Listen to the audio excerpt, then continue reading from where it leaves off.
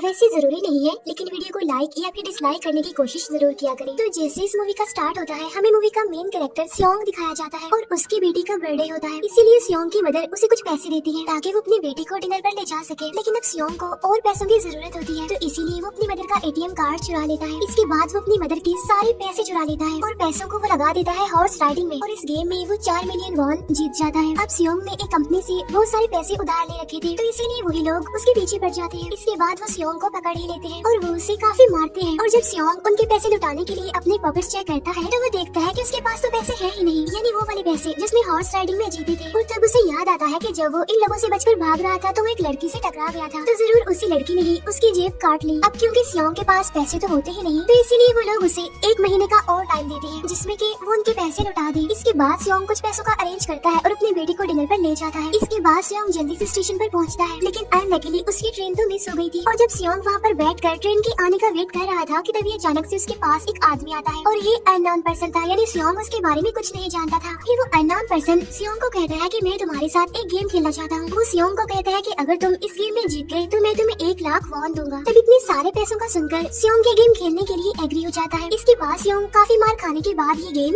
जीत जाता है, यानी वो 1 लाख वॉन हासिल कर लेता है। इसके बाद वो अननोन पर्सन सियोंग को एक कार्ड देता है, ये कहते हुए कि अगर तुम और पैसे जीतना चाहते हो तो इस कार्ड पर जो नंबर लिखा हुआ है उस पर कांटेक्ट करना। इसके बाद सियोंग जब अपने घर जाता है तो उसकी मदर उसे कहती है कि तुम्हारी बेटी अगले साल अपने स्टेप फादर के साथ US में शिफ्ट हो रही है। यहाँ पर हमें ये पता चलता है कि सियोंग की डिवोर्स हो गई है और उसकी वाइफ ने दूसरी शादी भी कर ली है। लेकिन सियोंग कभी भी ये नहीं चाहता था कि उसकी बेटी उससे दूर जाए, लेकिन उसे बहुत सारे पैसे चाहिए होते हैं अपनी बेटी की कस्टडी वापस लेने के लिए, तो इसीलिए सियोंग उस कार्ड वाले नंबर पर कॉल करता है। इसके बाद सियोंग को एक गाड़ी में लाया जाता है जहाँ पर और भी लोग थे, लेकिन फिर उन सारे लोगों को बेहोश कर दिया जाता है। और जब उन सब लोगों की आँख खुलती है तो वो खुद को एक फैसिलिटी में पाते हैं जहाँ टोटल 456 लोग थे, और वो वहाँ पर एज अ प्लेयर थे क्योंकि उन सबको एक यूनिफॉर्म भी पहनाया हुआ था। इस फैसिलिटी का होस्ट यानी लीडर एक आदमी था जो कि फ्रंट मैन था वहाँ पर, और वो सब पर नजर रख रहा था। अब यहाँ पर एक कॉमन चीज थी कि जितने भी लोगों को वहाँ पर लाया गया था उन सबने कर्जे लिए हुए थे बहुत ज्यादा। सियोंग वहाँ पर प्लेयर नंबर 1 से मिलता है जो कि एक बूढ़ा आदमी था। उस बूढ़े आदमी को ब्रेन ट्यूमर था, यही वजह थी कि वो यहाँ पर आया था क्योंकि उसकी लाइफ तो वैसे भी खत्म ही होने वाली थी। इसके बाद वहाँ पर 2 प्लेयर्स जिनमें लड़की का नाम सैब्यूक और लड़के का नाम जेंग होता है, उनके बीच फाइट होती है। अब यहाँ पर सैब्यूक वही लड़की थी जो सियोंग के पैसे लेकर भाग गई थी, यानी उसी ने उसकी जेब काटी थी। सियोंग तो उसे देखते ही पहचान लेता है, इसीलिए वो अपने पैसे मांगने के लिए उसके पास जाता है। तभी वहाँ पर कुछ गार्ड्स आ जाते हैं जिन्होंने पिंक कलर का यूनिफॉर्म पहना था और उनके फेस अच्छी तरह से कवर्ड थे। गार्ड्स उन सभी प्लेयर्स को बताते हैं कि तुम्हें यहाँ पर टोटल 6 गेम्स खेलनी होंगी और जो इस गेम का विनर होगा उसे बहुत सारे पैसे मिलेंगे। इसके बाद उन सबसे एक कॉन्ट्रैक्ट पर साइन करवाया जाता है और इस कॉन्ट्रैक्ट के 3 मेन रूल्स थे। पहला रूल ये कि कोई भी प्लेयर अपनी मर्जी से गेम को छोड़कर नहीं जा सकता। दूसरा रूल ये होता है कि जो भी प्लेयर खेलने से मना करेगा तो उस प्लेयर को एलिमिनेट कर दिया जाएगा, और उनके मुताबिक एलिमिनेट का मतलब क्या था ये तो हम आगे ही जानेंगे। गेम का तीसरा रूल ये था कि अगर मेजॉरिटी इस गेम को खेलना नहीं चाहती तो वो इस गेम को छोड़कर जा सकते हैं। इसके बाद उन सबको गेम के लिए ले जाया जाता है। अब यहाँ पर सियोंग अपनी क्लासमेट सैंगू से भी मिलता है जो कि उसे बचपन से जानता था। सियोंग उसे वहाँ पर देखकर काफी हैरान होता है क्योंकि वो तो किसी बिजनेस के लिए आउट ऑफ कंट्री चला गया था। अब पहले गेम के लिए वहाँ पर एक काफी बड़ी डॉल थी और इस गेम का रूल काफी सिंपल था, और वो ये था कि डॉल जब भी गाना गाएगी उन सबको आगे बढ़ना है, और जैसे ही वो गाना गाना बंद करेगी तो उन सबको रुक जाना है और मूव नहीं करना है, और अगर कोई हिल गया तो उसे एलिमिनेट कर दिया जाएगा। अब स्टार्टिंग में तो ये सब कुछ उन्हें किसी प्रैंक की तरह लग रहा था, लेकिन जब एक लड़का हिल जाता है तो उसे शूट करके मार दिया जाता है, और यही होता है एलिमिनेट का मतलब, यानी उन्हें मार दिया जाएगा। अब ये देखकर वो सारे लोग काफी घबरा जाते हैं और उन्हें पता चल चुका था कि वो खतरे में है, इसीलिए लोग डरते हुए पैनिक करते हुए इधर उधर भागने लगते हैं।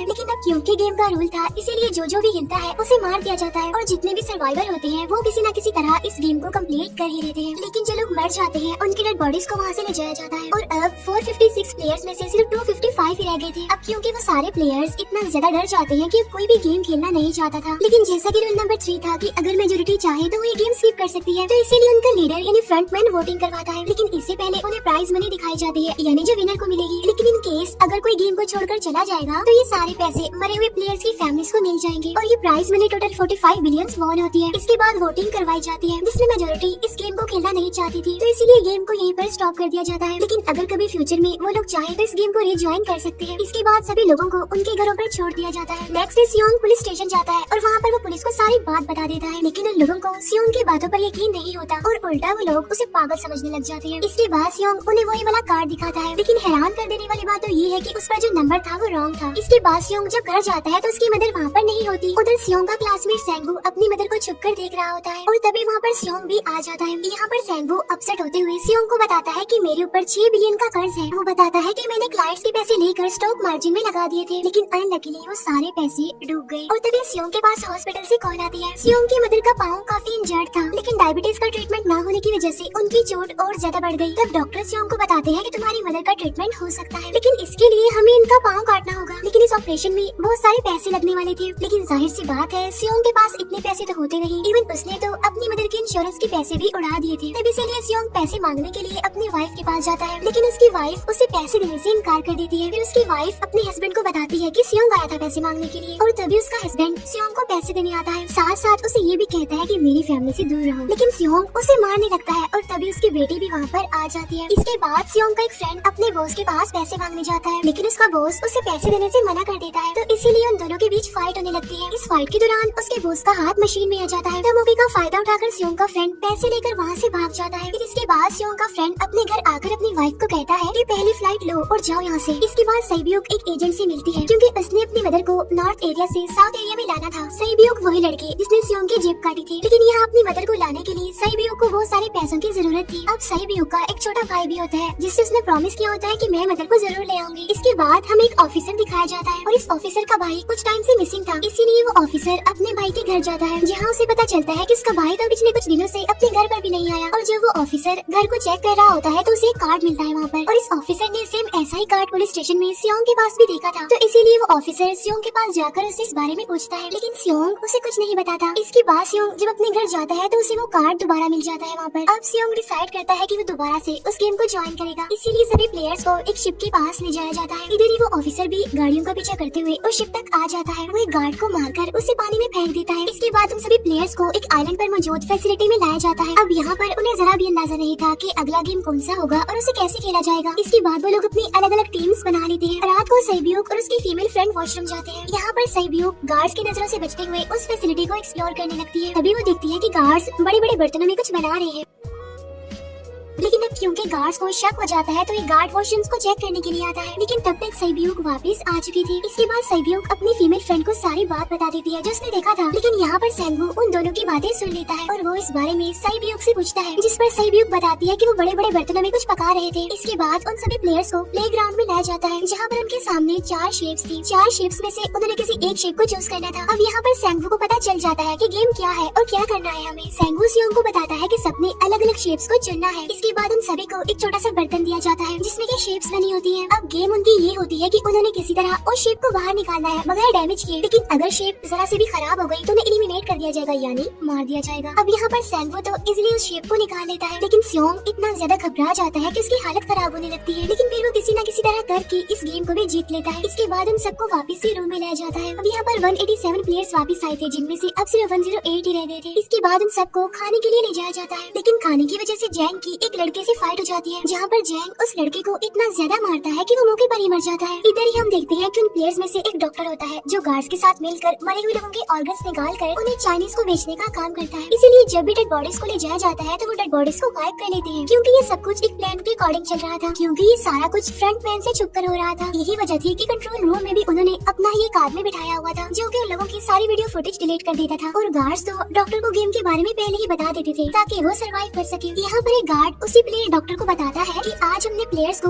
जानबूझकर खाना कम दिया है ताकि वो आपस में लड़ने लगे, जिससे होगा ये कि सारे वीक प्लेयर्स गेम से आउट हो जाएंगे। साथ ही गार्ड डॉक्टर को अपनी अगली गेम के बारे में बता देता है। अब 30 मिनट के बाद वहाँ पर लाइट्स ऑफ होने वाली थी। अब यहाँ पर सेंगू को पता था कि सियोंग की टीम जरूर कोई उल्टा काम करेगी, इसीलिए वो उस टीम को अपने पास बुलाकर उन्हें रिलैक्स रहने के लिए कहता है। उधर वो जो डॉक्टर प्लेयर होता है वो जैंग की टीम में शामिल हो जाता है। यहाँ पर डॉक्टर जैंग को बता देता है कि अगला गेम क्या होने वाला है। इसके बाद लाइट्स ऑफ हो जाती है और जैंग अपनी टीम के साथ मिलकर बाकी सभी को मारने लगता है। जैंग एक लड़की को मारकर सईब्यूक को मारने जाता है, लेकिन तभी सियोंग उसे बचा लेता है। इसके बाद गार्ड्स वहाँ पर आकर उन सभी को रोक लेते हैं और अब टोटल 80 लोग रह गए थे। इसके बाद उन सभी को तीसरे गेम के लिए ले जाया जाता है और यहाँ पर उन्हें 10-10 प्लेयर्स की एक टीम बनाने के लिए कहा जाता है, और वो लोग ऐसा ही करते हैं, अपनी अपनी टीम बना लेते हैं। अब क्योंकि जैंग को अगली गेम के बारे में पहले ही पता होता है, इसीलिए वो सईब्यूक की फीमेल फ्रेंड को अपनी टीम में नहीं रखता और वो अपनी टीम में सिर्फ मर्दों को ही रखता है। इसके बाद सेंगू भी अपनी एक टीम बना लेता है। अब क्योंकि उन्हें एक प्लेयर की जरूरत थी तो इसीलिए सईब्यूक की फीमेल फ्रेंड उनकी टीम में शामिल हो जाती है और ये गेम असल में टग ऑफ वॉर का होता है, यानी उन्होंने अपने सामने वाली टीम को नीचे गिराना था। इसके बाद गेम स्टार्ट हो जाती है और जैंग की टीम बड़ी आसानी से इस गेम को जीत लेती है। इसके बाद बारी होती है सैंगो की टीम की। तो प्लेयर नंबर 1 यानी वो बूढ़ा आदमी कहता है कि मैंने अपनी जिंदगी में बहुत सारी टग ऑफ वॉर्स खेल रखी है, इसीलिए वो उन सबको गाइड करता है कि इस गेम को कैसे जीतना है।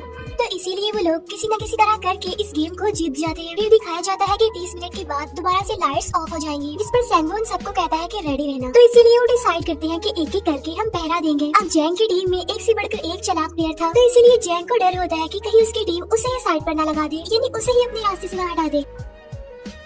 दूसरी तरफ डॉक्टर और गार्ड्स मिलकर डेड बॉडी की ऑर्गन्स निकाल रहे होते हैं और इन ऑर्गन्स को डिलीवर करने जाना था गार्ड नंबर 28 एंड 29। तब वो सभी एक डेड बॉडी के बारे में बातें करने लगती हैं, जिसकी सिर्फ एक किडनी थी और वो उसे ज़ॉम्बी कह रहे थे। अब यहाँ पर जो गार्ड नंबर 29 था, यानी जिसने वो ऑर्गन्स डिलीवर करने जाने थे, वो कोई और नहीं बल्कि वो ऑफिसर था जो गार्ड के बेस में वहाँ पर आया था। और ये सब बातें सुनकर उसे शक होता है कि शायद ये लोग मेरे भाई की बात कर रहे हैं, क्योंकि उसकी भी एक ही किडनी थी। इसके बाद नंबर 28 और 29 यानी वो ऑफिसर ऑर्गन्स को डिलीवर करने के लिए चले जाते हैं। रास्ते में वो ऑफिसर नोटिस करता है कि टनल में तो बॉम्ब लगा हुआ है। तब नंबर 28 उसे बताता है कि जब हम यहाँ से बाहर निकलेंगे तो इस जगह को ब्लास्ट कर दिया जाएगा। अब यहाँ पर वो ऑफिसर नंबर 28 से और इन्फॉर्मेशन लेने की कोशिश करता है, इसीलिए नंबर 28 को उस पर डाउट होने लगता है, इसीलिए वो उस ऑफिसर को अपना फेस दिखाने के लिए कहता है। अब यहाँ पर वो ऑफिसर अपना फेस भी दिखा देता है, साथ साथ वो नंबर 28 पर गन पॉइंट भी कर देता है। साथ साथ वो ऑफिसर उससे एक किडनी वाली आदमी के बारे में पूछता है कि वो कौन है जिसे तुम ज़ॉम्बी कहते थे, जिस पर वो नंबर 28 उससे कहता है कि वो तो एक लड़की थी। अब यहाँ पर नंबर 28 उस ऑफिसर को कहता है कि तुम लीडर के रूम में जाकर सारी इन्फॉर्मेशन देख सकते हो, वहाँ पर सबका डाटा है। ये जानने के बाद वो ऑफिसर नंबर 28 को मार डालता है। उधर वो डॉक्टर गार्ड से अगले गेम के बारे में पूछता है, लेकिन इस बार गार्ड्स को भी अगले गेम के बारे में पता नहीं होता। तब इसीलिए डॉक्टर को गुस्सा आ जाता है और वो एक गार्ड को पकड़ लेता है और उनकी फाइट होने लगती है। इसी फाइट में डॉक्टर उस गार्ड को मार कर वहाँ से भाग जाता है। इसके बाद एक गार्ड भी उसका पीछा करता है और वो दोनों प्लेग्राउंड में आ जाते हैं। यहाँ पर गार्ड डॉक्टर को अपनी बातों में फंसा कर उसे मारने वाला होता है, लेकिन तभी लीडर इन्हीं फ्रंटमैन आकर उसे मार डालता है और बाद में उस डॉक्टर को भी मार डालते हैं। साथ साथ इन्हीं वहीं पर नंबर 28 की डेड बॉडी भी मिल जाती है, जिससे इन्हें ये पता चल जाता है कि फैसिलिटी में कोई घुस गया है। उधर वो ऑफिसर लीडर इन्हीं फ्रंटमैन के रूम तक पहुंच जाता है। तो वो चेक करते करते एक ऐसे रूम में जाता है जहाँ पर सबके रिकॉर्ड्स थे, और जब वो ऑफिसर रिकॉर्ड चेक कर रहा होता है तो उसे सभी विनर्स की एक लिस्ट मिलती है, जिसमें उसके भाई का भी नाम था, यानी वो भी कभी विनर था। उधर सभी प्लेयर्स को 4th गेम के लिए ले जाया जाता है, जहाँ पर उन सबको अपना अपना पार्टनर चुनने के लिए कहा जाता है और वो प्लेयर्स करते भी ऐसा ही है, अपना अपना पार्टनर चुन लेते हैं। सईब्यूक की फीमेल फ्रेंड भी अपना पार्टनर ढूंढने की कोशिश करती है, लेकिन कोई भी उसका पार्टनर बनने को तैयार ही नहीं था। इसके बाद सभी प्लेयर्स को 10-10 मार्बल्स दिए जाते हैं। असल में ये गेम ऐसी होती है कि एक प्लेयर को अपने पार्टनर से सारी मार्बल्स लेनी होती है बगैर कोई जोर जबरदस्ती के, और जो दूसरा पर्सन होगा यानी जिसके पास मार्बल्स नहीं होंगे उसे मार दिया जाएगा। फिर सैंगो और सियोंग का फ्रेंड ऑड और इवन का गेम खेलते हैं, जिसमें कि उन्होंने गेस करना था कि सामने वाले के हाथ में कितने मार्बल्स हैं। अब यहाँ पर सियोंग का फ्रेंड सैंगो के सारे मार्बल्स जीत जाता है, जिसकी वजह से लास्ट में सैंगो के पास सिर्फ एक ही मार्बल बचता है। अब क्योंकि सैंगो को पता चल चुका था कि अब वो बच नहीं पाएगा, इसीलिए वो सियोंग के फ्रेंड को अपनी बातों में फंसा कर उसे ये यकीन दिलाता है कि अगर हम में से कोई भी हार गया तो हारे हुए लोगों का मैच दोबारा करवाया जाएगा। अब यहाँ पर सैंगो धोखे से सियोंग के फ्रेंड के सारे मार्बल्स चेंज कर देता है। इसके बाद सैंगो मार्बल्स लेकर गार्ड को दे देता है और वहाँ से बाहर चला जाता है, और जब सियोंग का फ्रेंड मार्बल्स चेक करता है तो वहाँ पर पत्थर होते हैं। उधर प्लेयर नंबर 1 यानी इस बूढ़े आदमी की हालत खराब हो रही थी, इसीलिए वो तो इधर उधर घूम रहा था, लेकिन सियोंग किसी तरह उसे खेलने के लिए एग्री कर लेता है। अब यहाँ पर वो दोनों यानी वो बूढ़ा आदमी और सियोंग भी इवन आउट खेलते हैं। अब इनमें से वो बूढ़ा आदमी सियोंग के सारे मार्बल्स जीत जाता है, लेकिन लास्ट राउंड में वो बूढ़ा आदमी भूल जाता है कि उसने क्या चूज किया था। तो यहाँ पर सियोंग उसी बातों में फंसा कर उसके सारे मार्बल्स ले लेता है, लेकिन यकीन मानिए कि वो बूढ़ा आदमी काफी चालाक था। उसने एक मार्बल अपने पास ही रखा हुआ था और वो दोबारा से इधर उधर घूमने लगता है। अब यहाँ पर सियोंग उससे रिक्वेस्ट करता है कि प्लीज मेरे साथ एक और गेम खेलो ना। तब यहाँ पर वो बूढ़ा आदमी कहता है कि मुझे पता है कि तुमने सारे मार्बल्स धोखे से लिए हैं मुझसे। वो कहता है कि मुझे सब पता था, बस मैं पागल बनने की एक्टिंग कर रहा था।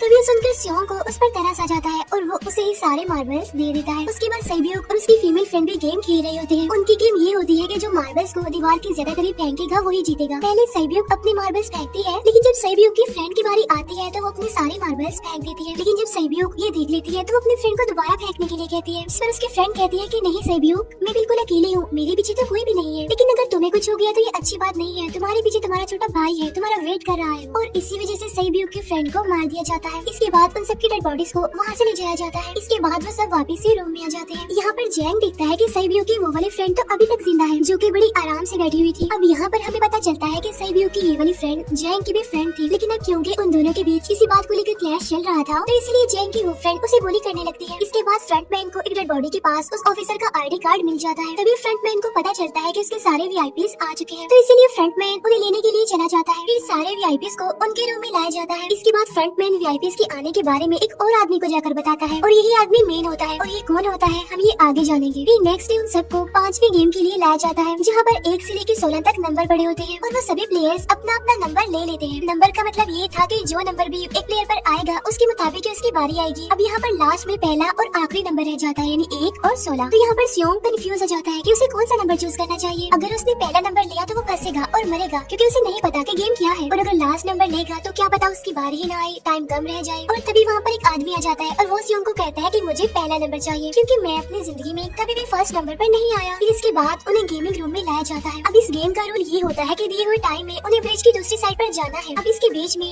2 तरह के ग्लास लगे होते हैं, एक तो होता है आम ग्लास और एक होता है टेम्पर्ड ग्लास। आम ग्लास पर पाँव रखते ही वो टूट जाएगा और वो लोग नीचे गिर जाएंगे। इसके बाद गेम स्टार्ट हो जाता है और वो लोग एक एक करके मरने लगते हैं। फिर एक टाइम ऐसा आता है जब जैंग सबके सामने होता है और वो आगे ही नहीं बढ़ रहा होता। अब उनके पास एक ही रास्ता था, या तो वो आगे जाए या सारे ही मर जाए। और तभी जैंग के सामने उसकी वही फ्रेंड आ जाती है जो उसे बुली कर रही थी, और वो जैंग को कहती है कि मैंने तुम्हें कहा था कि जिस दिन तुमने मुझे धोखा दिया मैं तुम्हें मार दूंगी। इसके बाद वो जैंग को पकड़ लेती है और उसे लेकर नीचे कूद जाती है, जिसकी वजह से उन दोनों की मौत हो जाती है। अब वहाँ पर एक आदमी था जो कि ग्लास कंपनी में काम करता था, और उसे पता था कि टेम्पर्ड ग्लास कौन सा है। लेकिन जब फ्रंटमैन को इस बात का पता चल जाता है तो वो लाइट्स ऑफ करवा देता है ताकि वो ग्लास को पहचान ही ना पाए। अब लास्ट में एक ही स्टेप बचता है और उनके पास तो टाइम ही नहीं था, इसीलिए सेंगवू उस आदमी को धक्का दे देता है। तो यहाँ पर सेंगवू, सियोंग और साइबियो ब्रिज को पार कर लेते हैं, लेकिन ग्लास टूटने की वजह से उन्हें काफी चोट लग जाती है, खास तौर पर साइबियो को।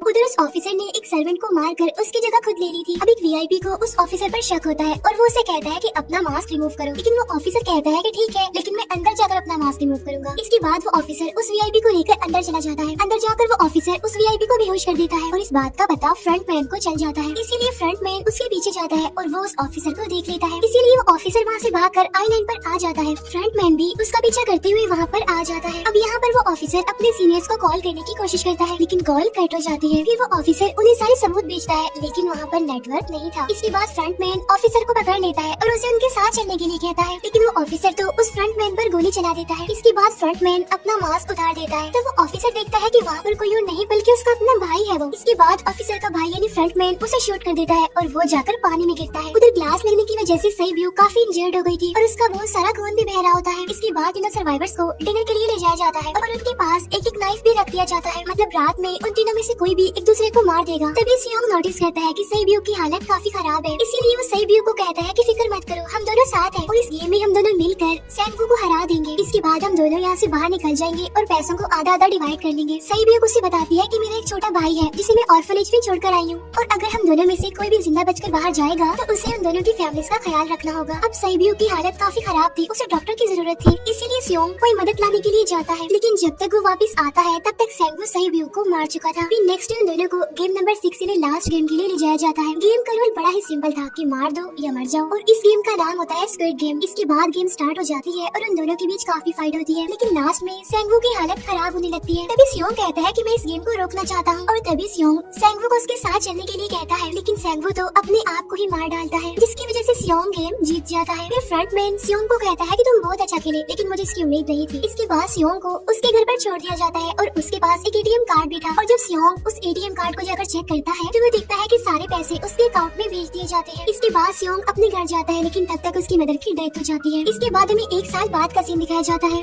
जहाँ पर हम देखते हैं कि सियोंग की हालत काफी खराब हो गई है, यानी वो काफी नशा करने लग गया है और उसने अब तक उन पैसों को हाथ तक नहीं लगाया। एक दिन एक फूल बेचने वाली औरत सियोंग के पास आती है और वो उसे सेम वैसा ही कार्ड देती है जिसमें एक एड्रेस लिखा हुआ था, और फिर सियोंग उस एड्रेस पर जाता है, जहाँ पर उसे पता चलता है कि ये सारा किया धरा किसी और का नहीं बल्कि उस बूढ़े का है, प्लेयर नंबर 1 का, और वो अभी भी जिंदा है। यहाँ पर वो बूढ़ा आदमी सियोंग को बताता है कि मैं अपनी लाइफ से बोर हो चुका था और ये सारी गेम मैंने अपने क्लाइंट्स के साथ मिलकर बनाई ताकि मैं लोगों को मरता हुआ देखकर एंजॉय कर सकूं। लेकिन हाँ, हमने किसी को मजबूर नहीं किया था ऐसा करने के लिए और मैंने गेम में इसीलिए पार्टिसिपेट किया क्योंकि गेम देखने से ज्यादा उसे खेलने में मजा आता है। वो कहता है जो पैसे तुम्हारे पास है वो मेरे ही है और ये कहते ही उस बूढ़े आदमी की मौत हो जाती है। इसके बाद सियोंग साइव्यू के छोटे भाई के पास जाता है और उसे लेकर वो जाता है सेंगवू की मदर के पास और वो सेंगवू की मदर को कहता है कि इस बच्चे का ख्याल रखना। साथ साथ वो उसे एक बैग भी देता है जिसमें बहुत सारे पैसे होते हैं। इसके बाद सियोंग स्टेशन पर जाता है जहाँ पर उसे वही अननोन पर्सन मिलता है जो कि उसे मूवी के स्टार्ट में भी मिला था। यहाँ पर सियोंग उसका पीछा भी करता है लेकिन तब तक वो भाग चुका था। फिर सियोंग उस कार्ड वाले नंबर पर कॉल करता है और वो पूछता है कि तुम लोग कौन हो और लोगों के साथ ऐसा क्यों कर रहे हो, क्यों खेल रही हो लोगों की जिंदगी से। लेकिन आगे से उसे रिस्पॉन्स आता है कि सियोंग अगर तुमने जिंदा बचना है तो प्लेन में चढ़ जाओ और इसी के साथ ही मूवी यहीं पर एंड हो जाती है। Thank you for watching.